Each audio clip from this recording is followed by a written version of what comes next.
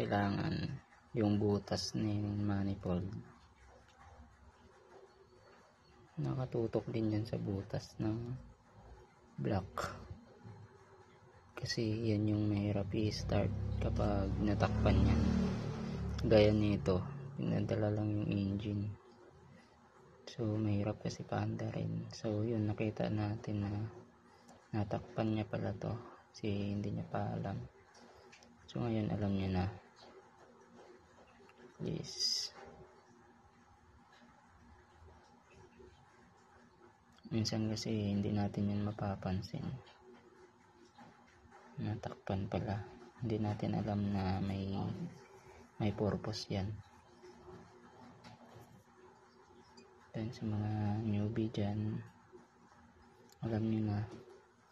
Kasi yung purpose nyo, papunta yan dun sa air ng carb. Tapos ito, pwede ito magbaliktad. Yung gasket lang yung hindi pwede,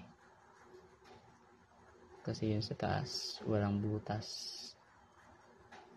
Ito, kahit magbaliktad to, okay lang, kahit pag ganito or pag ganito, kasi same siya, may butas.